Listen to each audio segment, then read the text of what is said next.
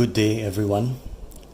The time has indeed come to let the galaxy burn, and I'll be doing an unboxing and first impressions of the new 2019 Abaddon the Despoiler.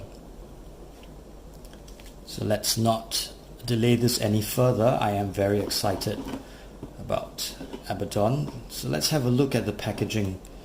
We've got some photography on the front and the top. You've got a nice Abaddon the Despoiler typography on the edge, and as I open it, we'll see what's on the inside.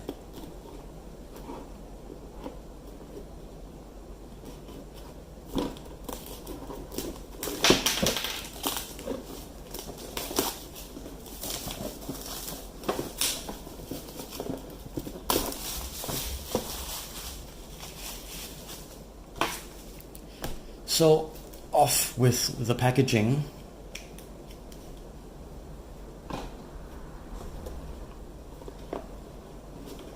And it's a double box. It's a slide-out box.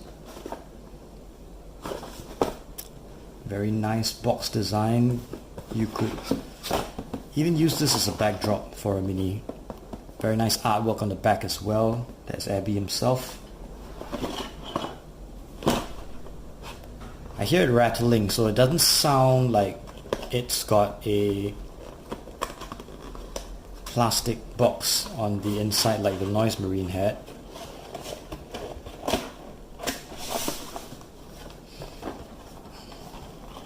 Nice detail.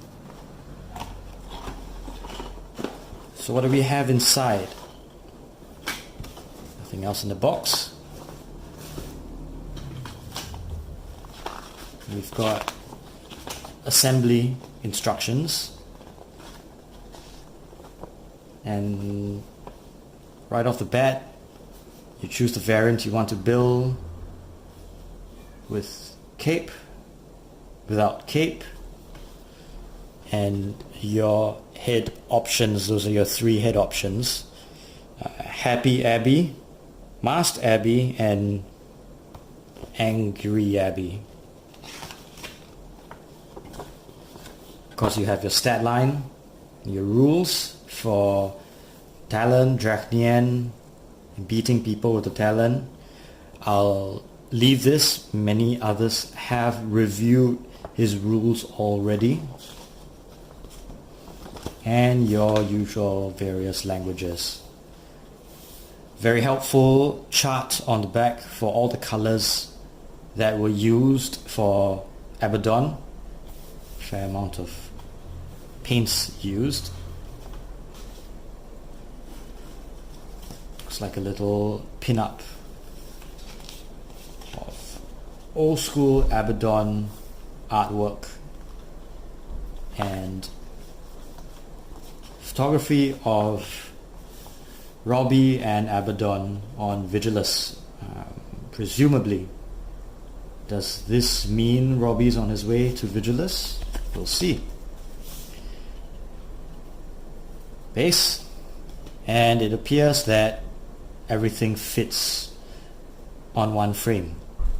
So let's take a close look, beginning with this side.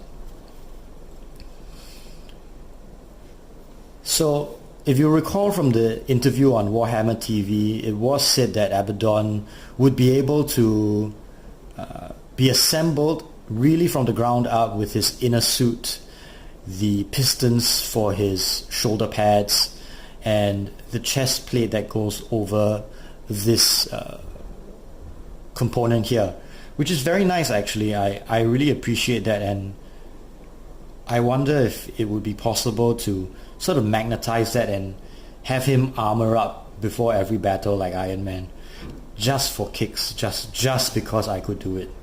Doesn't seem that difficult. You see his chest plate is right there, and it's kind of nice and flat on the back, so I'd be able to put in probably a 1.5mm magnet in his chest, or even on the interior of his chest, and embed another one on the inside of his chest plate. Could actually put that together. Nice, beautiful long legs for Abby. That's going to make him stand much taller. He is fairly taller. Look at the length of his shin. Taller than a typical Chaos Terminator. That's going to help him stand up head and shoulders above the rest. Nice thick base as well. He's got a nice scenic base. Much more scenic than, I'd say, Prineus Calgar. Quite beautiful. I think it's large, comparable to that of Robute. That's his trophy rack. That's the back of his trophy rack and the front. And you'll be able to see that there is very nice molding even on the frame of the rack itself. And it does appear to have a kind of an angle to it that would fit on the back of his Terminator armor, which you see here. So that's the back of the armor. Very nice, very reminiscent of Chaos Terminators still, even though it's a brand new design. There's the Talon of Horus, 4 fingers from Talon of Horus. And I believe the thumb is somewhere here. There we are. There's the thumb for the Talon of Horus. And these are all fairly large components. That's Dragnien. And the molding on Dragnien is really exquisite. It's very nice. It's very detailed. I can really imagine having quite a lot of fun painting this one in. There's the other side. And already thoughts are running through my head on the possibilities I have for this. I wanted to, when I saw the model, I wanted to run an LED on the inside, and I'm not very sure whether I can do that now. In a lot of Terminator models, the head is completely divorced from the shoulders. That would allow me to actually replace the neck joint with an LED itself and have it shine out in very much the way you see some of his artwork is depicted, where in Battlefleet Gothic he had this orange pinkish glow that shone out from underneath his armor. I don't think I'll be able to do that. I will definitely build a model log for this miniature nonetheless, to explore how I can actually light up this miniature. Here we have what appears to be some kind of possibly leg or shoulder armor, and he's got a lot of little beautiful details all over him.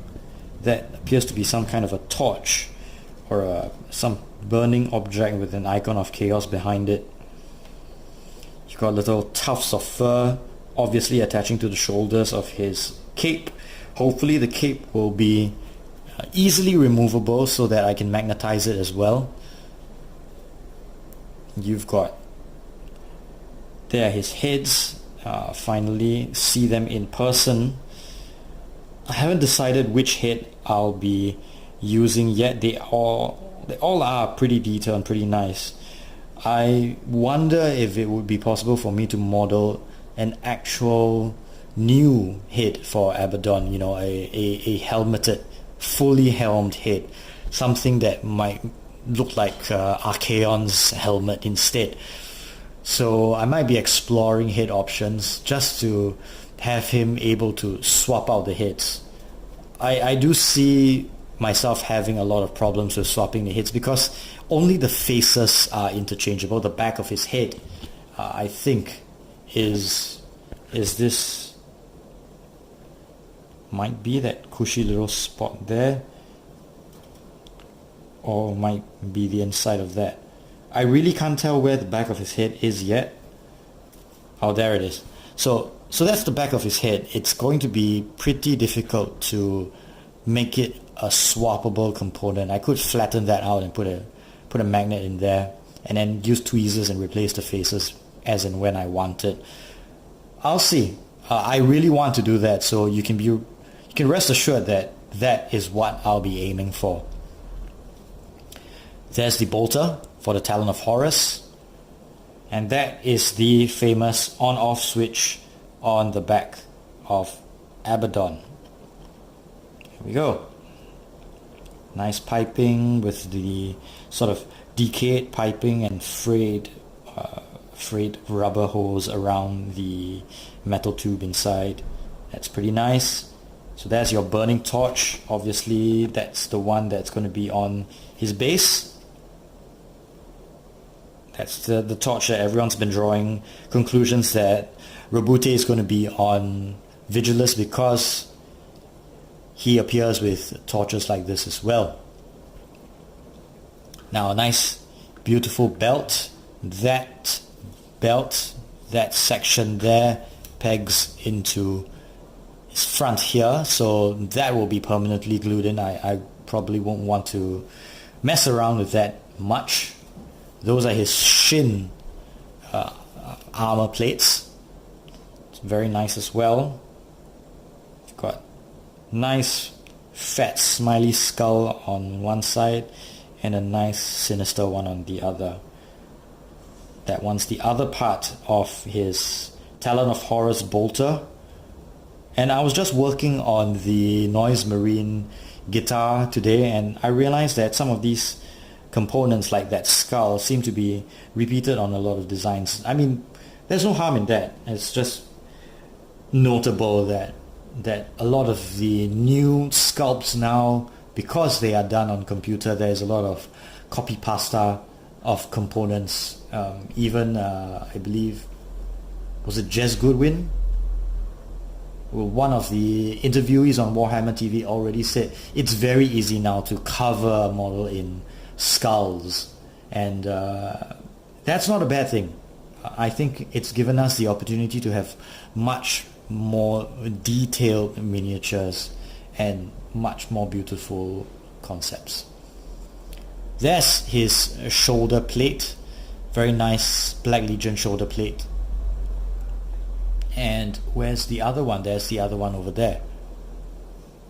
All in all, I don't see any reason to not like this miniature. Everything about it just screams Abaddon. It screams chaos. It's a very nice reimagining or reboot of what Abaddon was meant to be.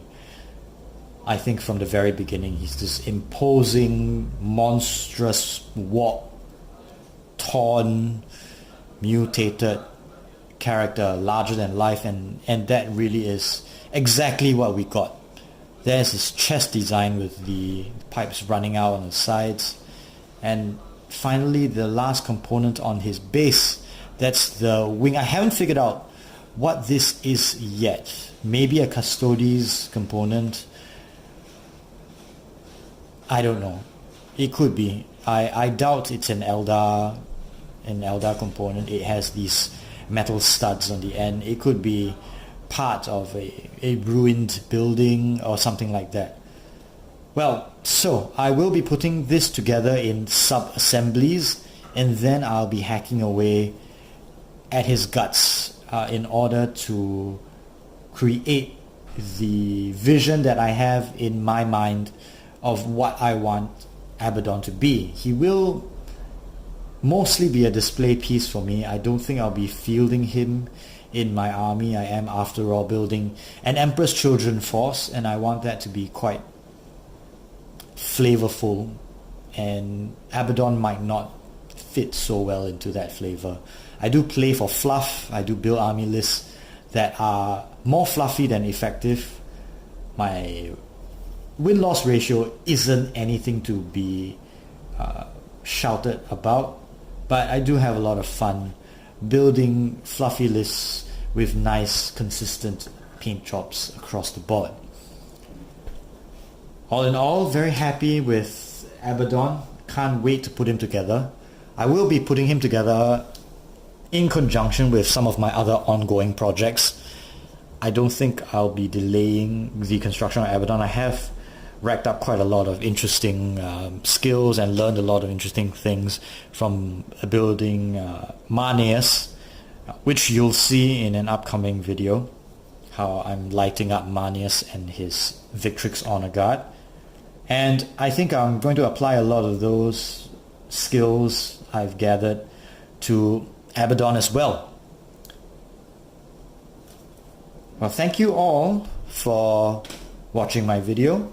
This video is sponsored by halfbox.com, half-box.com. It's a passion project of mine, something that I am taking very seriously. I'm basically going out on a limb and saying it's possible to buy, sell and trade miniatures without too much hassle and with the safety of a payment provider and refunds and everything built into the system.